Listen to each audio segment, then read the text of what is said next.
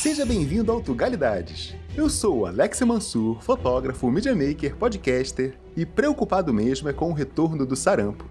Hoje eu vou usar dos meus mais de 16 anos de experiência em laboratórios de instituições de saúde, desses 6 com comunicação e divulgação científica em um dos braços da Fundação Oswaldo Cruz, para falar um pouco sobre o que é o coronavírus, se Portugal e Brasil estão preparados para uma pandemia e o que você pode fazer para se prevenir.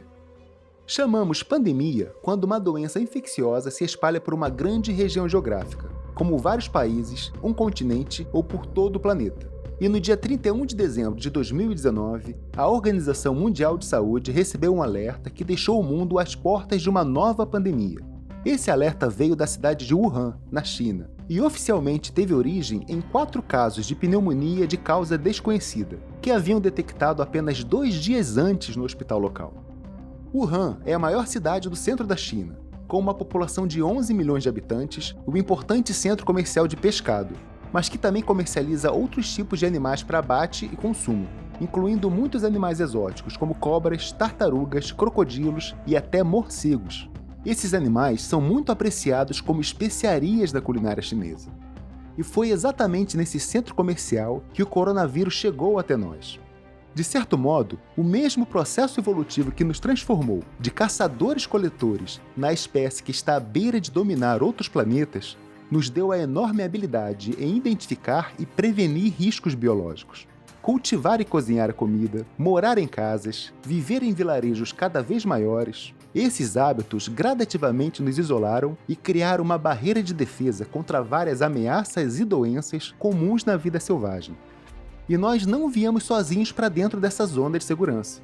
Trouxemos conosco porcos, cabras, galinhas, vacas, até mesmo animais como camelos e alpacas saíram da vida selvagem há milhares de anos para morar perto o suficiente do nosso vilarejo para compartilharmos boa parte do nosso arsenal imunológico. O sistema imunológico desses animais domesticados aprendeu muito bem a conviver com as nossas doenças e nós aprendemos a conviver com as deles. E a grande falha na nossa barreira de segurança biológica está justamente em locais que reúnem uma enorme população de pessoas, com uma grande quantidade de animais domesticados e a presença de diferentes espécies de animais selvagens com origem em regiões remotas. Exatamente o que acontece dia após dia no grande mercado de pescado da cidade de Wuhan. Locais como esse aumentam as chances do vírus errado encontrar o animal errado, onde ele vai adquirir aquele fragmento errado de RNA e vai permitir que esse novo vírus passe do animal silvestre para o animal intermediário e finalmente possa infectar humanos. E com uma população tão grande como a da cidade de Wuhan, com uma enorme quantidade de pessoas viajando o tempo todo para outras cidades e para outros países, é praticamente impossível impedir que esse novo vírus atravesse fronteiras. Temos então o cenário ideal para o surgimento de uma nova pandemia. A Organização Mundial de Saúde criou um protocolo que define a escalada de uma pandemia em 6 fases. Na fase 1, nenhum novo tipo de vírus foi descoberto em humanos. Esta é a zona de normalidade, onde tudo está correndo muito bem, obrigado. Na fase 2, temos um novo tipo de vírus que foi descoberto circulando entre animais, mas ainda incapaz de infectar humanos. Na fase 3, foi detectada a infecção em humanos de um novo vírus ou de uma nova variação de um vírus antigo, mas sem qualquer ocorrência de contágio de humano para humano. Na fase 4, temos pequenos focos de transmissão de humano para humano em uma localização bem limitada. Na 5, temos maiores focos de expansão de humano para humano, porém de uma forma restrita a uma única região. E finalmente, na fase 6, vemos o aumento contínuo da transmissão e propagação entre a população em geral. Até a data da criação desse vídeo, o coronavírus de Wuhan está na fase 5 dessa escala, com a ameaça de pular para a fase 6. Mas não é a primeira vez que temos um coronavírus com esse mesmo nível de ameaça. Os coronavírus são um grupo de vírus de genoma de RNA simples, promotores de síntese de proteína, e são muito comuns em animais, principalmente silvestres. Existem 7 cepas conhecidas de coronavírus capazes de infectar humanos. A primeira que conhecemos chegou até nós através das alpacas em 1960 e recebeu o nome de HCOV229-E. Depois tivemos a SARS, em 2002, que saltou para humanos, vinda do coronavírus de morcego, os HCOV-OC43 e HCOV-NL63, que passou a infectar humanos em 2004, e também a HCOV-HK-U2 em 2005 e a MERS em 2012. E finalmente o Covid-19, o atual coronavírus de Wuhan, o mais novo membro dessa família do mal, que provavelmente chegou até nós vinda do morcego, tendo os pangolins como animal intermediário. Para sabermos o quão perigoso um vírus pode ser, é preciso descobrir duas características importantes sobre ele: a sua taxa de propagação e a sua letalidade. A taxa de propagação, conhecida pela sigla R0, indica quantas outras pessoas, em média, são infectadas para cada uma única pessoa doente. E a letalidade indica quantas pessoas irão morrer para cada 100 pessoas infectadas. Infelizmente, descobrir com precisão qual é o R0 e a letalidade de um vírus pode levar meses. Mas os números observáveis dessa infecção atual, que pode causar tosse seca, falta de ar, complicações no pulmão e, em alguns casos, uma diarreia bem forte, indicam um R0 de 1,5 a 1,2. E a sua letalidade pode ser de 2 a menos de 1%. Um número muito baixo quando comparado com a SARS e a MERS, que também alarmaram a OMS e que também ofereceram, em algum grau, algum risco de pandemia. E não adianta sair por aí fazendo contas para tentar descobrir em quantos dias a humanidade será extinta. Todo e qualquer vírus, seja o coronavírus ou um novo tipo do já bem conhecido vírus da gripe, todos eles terão uma explosão inicial, mas rapidamente o número de novos casos começa a decair, por conta de uma série de fatores, que vão desde a implementação de protocolos de segurança em meios de transporte, em hospitais e em toda a rede de saúde pública, até mesmo por conta de uma maior proteção individual, quando cada um de nós, por medo, passa a lavar as mãos melhor e com mais frequência. Esse simples ato, por si só, acaba por diminuir a ocorrência de doenças que também são bastante sérias e muito comuns, como, por exemplo, infecções gástricas e intestinais. E a menor ocorrência de doenças ajuda a aliviar os centros hospitalares, permitindo que a equipe médica dedique maior atenção a conter a nova epidemia. A soma desses e de muitos outros fatores irá forçar uma rápida diminuição na velocidade de propagação do novo vírus, dando muito mais tempo de reação e aumentando consideravelmente as chances de contenção do surto pelo esforço conjunto internacional. No caso do coronavírus de Wuhan, a China teve um papel fundamental na contenção do surto. A história oficial relata que logo após 4 pacientes darem entrada no hospital da cidade, imediatamente o médico percebeu que eles tinham um tipo sério de pneumonia e que os 4 trabalhavam na feira de pescados da cidade. Rapidamente, esse médico acionou o Centro de Controle de Doenças chinês e esses testaram todos os funcionários e animais da feira de pescados. Descobriram que mais casos da mesma pneumonia já estavam ocorrendo por lá. Em um tempo recorde, eles isolaram e mapearam o DNA do vírus. Descobriram que estavam lidando com um tipo novo de coronavírus e finalmente notificaram a Organização Mundial de Saúde. Em poucos dias, o número de infectados passaram para centenas, depois milhares, e eles fizeram o impensável para qualquer outro país do mundo. Colocaram uma cidade do tamanho de São Paulo em quarentena. Construíram um hospital para 1.000 leitos em apenas 10 dias, com todos os móveis, utensílios e equipamentos hospitalares. Isso sem mencionar a distribuição de máscara e kit de diagnóstico para mais de 11 milhões de pessoas.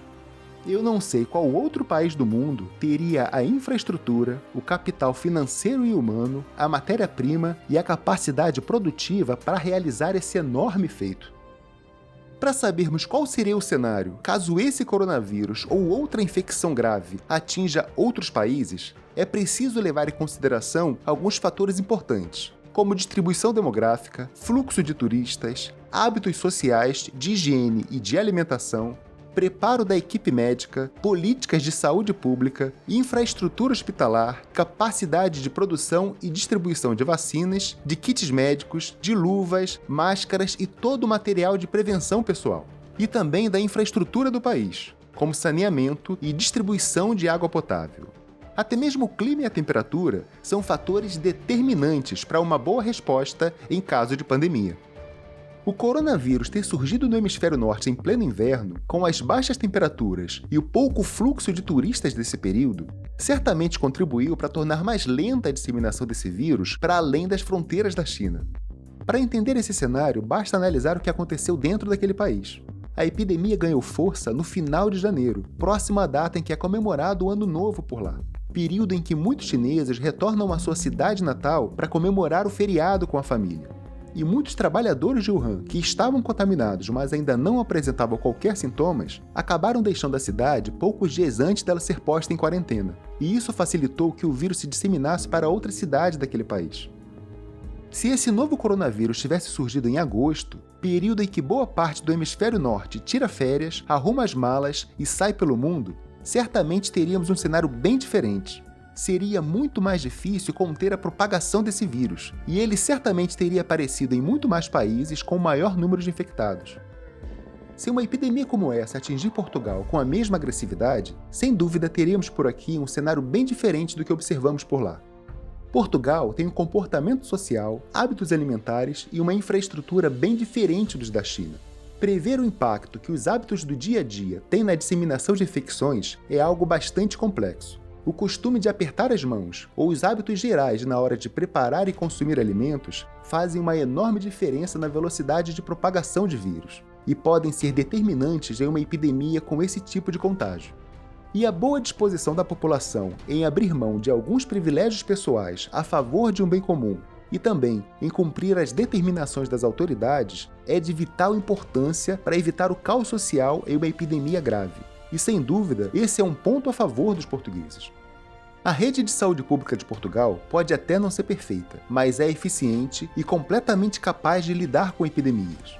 Portugal possui excelência na formação de profissionais de saúde, formando alguns dos melhores médicos, enfermeiros e profissionais de apoio. E tem à sua disposição uma poderosa equipe de pesquisadores e desenvolvedores de tecnologia. Sem dúvida, todo esse capital humano é de suma importância na hora de encontrar soluções que melhor se adequem às necessidades locais. Portugal possui uma ampla rede de hospitais públicos e privados, que juntos são capazes de cuidar dos pacientes mais graves em uma pandemia. E também possui uma grande capacidade produtiva, tanto de medicamentos quanto de vacinas, que nesse cenário teriam uma importância enorme a médio prazo. Portugal também conta com um eficiente serviço de aconselhamento médico por telefone, o Serviço Nacional de Saúde. Através das linhas de atendimento do SNS 24, uma equipe de profissionais pode avaliar, por meio de perguntas-chave, a situação geral do paciente e determinar o seu grau de urgência. Esse serviço pode oferecer aconselhamento médico por telefone, enviar receitas por mensagem de texto ao celular do paciente, direcionar pessoas com outros tipos de doença para clínicas ou hospitais longe dos focos da epidemia, ou ainda enviar uma equipe de paramédicos para realizar atendimento residencial, mantendo os pacientes com outros tipos de doença em casa, diminuindo significativamente os casos de novos contágios em ambiente hospitalar. Se por um lado a sofisticação de atendimento e a robusta infraestrutura de saúde é um ponto a favor de Portugal, por outro, existem alguns elos bem frágeis e que são motivos de grande preocupação, que são o grande número de fumantes e a média etária alta da população portuguesa. Embora a letalidade do coronavírus possa ser menor que 1%, essa letalidade aumenta drasticamente entre os mais idosos, justamente por essa faixa etária da população estar mais vulnerável a outras doenças como diabetes, problemas cardíacos e respiratórios. E essas enfermidades, quando somados aos efeitos do coronavírus, podem levar a sintomas bem mais severos. Segundo o último censo de 2018, o número de idosos acima dos 65 anos em Portugal representa 22% da população. E esse número sobe para 42% quando contados a partir dos 50 anos. Outro agravante é o elevado número de fumantes em Portugal. Os últimos levantamentos revelam que cerca de 20% da população portuguesa é tabagista, e atualmente morre uma pessoa a cada 50 minutos em consequência de doenças causadas pelo uso do tabaco. A soma dessa quantidade enorme de fumantes ao elevado número de idosos coloca uma grande parcela da população portuguesa dentro do maior grupo de risco do coronavírus. O cenário de uma pandemia como essa é dramaticamente diferente quando tentamos analisar as consequências para o Brasil. Por lá, também temos formação de ótimos profissionais de saúde. O Brasil também tem uma enorme capacidade produtiva de medicamentos, vacinas e insumos. E também possui centros de pesquisa e desenvolvimento que são referência nas suas áreas. Sem sombra de dúvida, o Brasil está preparado para conter os primeiros casos do coronavírus. Mas caso a doença se espalhe de forma descontrolada, teríamos um cenário muito pessimista por lá. As condições de vida, os hábitos sociais e o sucateamento da infraestrutura em saúde pública brasileira trariam consequências catastróficas em situações semelhantes ao que a China enfrentou. Em situações como aquela, é bem possível que a rede de hospitais particulares sejam acionadas para o atendimento obrigatório da população. Com equipamentos em bom funcionamento e abastecimento adequado de insumos, os hospitais particulares seriam talvez um porto seguro para os pacientes mais graves, enquanto os hospitais públicos, que mal recebem as verbas necessárias para sua manutenção básica, com equipamentos em condições precárias e sem a quantidade necessária de material de segurança hospitalar, esses hospitais públicos sucateados estariam na lista dos locais mais perigosos para se estar, colocando em sério risco funcionários e qualquer pessoa que por lá procurar por socorro. Somamos a esse cenário a cruel realidade social das comunidades pobres do Brasil. Com sua total carência das necessidades mais básicas, com suas casas precárias, sem saneamento básico e com uma alta densidade populacional, essa cruel combinação de fatores fazem das comunidades carentes o ambiente ideal para a disseminação de qualquer forma de doenças contagiosas. E o cenário ainda piora quando levamos em consideração alguns acontecimentos recentes. Água contaminada, descaso, desinformação, caos social, fake news. Todos esses fatores, quando somados, nos levam a desenhar um quadro muito pessimista sobre a capacidade brasileira em lidar com uma pandemia grave. Mas, ao menos no caso do coronavírus, o clima pode ser um importante fator a favor do Brasil. Acredita-se que o coronavírus tem uma predileção por países com clima frio e que uma temperatura média mais alta dificulte a sua propagação. E, em geral, os vírus são muito sensíveis quando expostos ao sol, morrendo quando expostos à faixa de luz ultravioleta. Uma boa notícia para o norte, nordeste e centro-oeste do país, e que exigiria maior atenção no inverno nas regiões sul e boa parte da região sudeste. Você pode até se preocupar, mas não há motivos para se desesperar. Pesquisas recentes revelam que entre os infectados pelo coronavírus, 82% dos casos terão sintomas leves, 15% severos e apenas 3% terão sintomas críticos. Mas independente de em qual país você esteja, existem alguns cuidados básicos que você pode seguir para evitar contrair tanto o coronavírus quanto qualquer outra infecção respiratória aguda. Ações simples como usar lenço descartável, cobrir nariz e boca quando espirrar ou tossir, manter o ambiente bem ventilado, evitar contato próximo com pessoas com infecções respiratórias agudas, evitar contato com animais selvagens ou desconhecidos e, principalmente, ampliar a frequência de higienização das mãos pode livrar você de contrair a doença. É certo que o principal mecanismo de contágio do coronavírus ocorre através do contato das mãos com pessoas, objetos e superfícies contaminadas, e em seguida tocar olhos, nariz ou boca. E não adianta tentar controlar esse impulso. Ele é um reflexo involuntário que cada um de nós repete de 2 a 3 mil vezes por dia. Cultivar o hábito de lavar as mãos com frequência e ter sempre por perto um pequeno frasco de álcool gel é o melhor que você pode fazer para se prevenir contra o coronavírus. Além da tragédia das vidas perdidas, existe uma outra consequência séria em um cenário de pandemia: a ameaça de uma depressão financeira, algo que já vem sendo observado na China. Por lá, o coronavírus deixou um grande número de pessoas infectadas, o que causou o afastamento dessas pessoas de seus postos de trabalho. Por falta de funcionários e para prevenir contra uma maior disseminação do vírus, muitas das megafábricas da China encerraram suas atividades durante o surto, com impactos financeiros tanto na macroeconomia do país quanto no bolso do cidadão comum, que em muitos casos não recebeu o seu salário nesse período de fechamento das fábricas, estando ele doente ou não.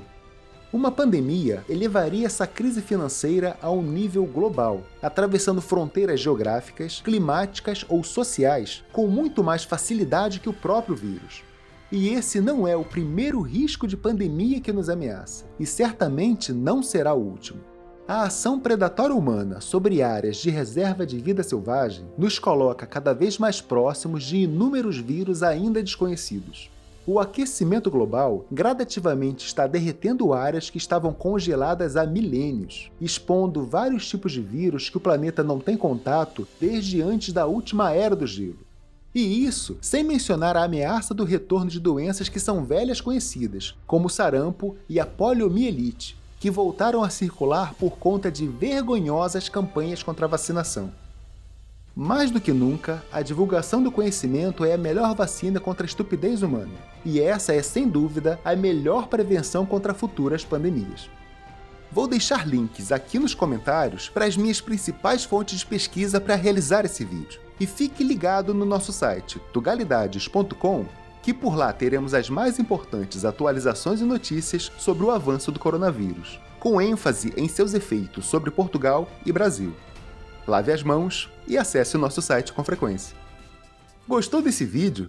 Então deixe o seu joinha, assine o canal para ampliar seus conhecimentos sobre Portugal e o restante da Europa e compartilhe com aquele seu amigo que precisa saber mais sobre coronavírus. Até a próxima!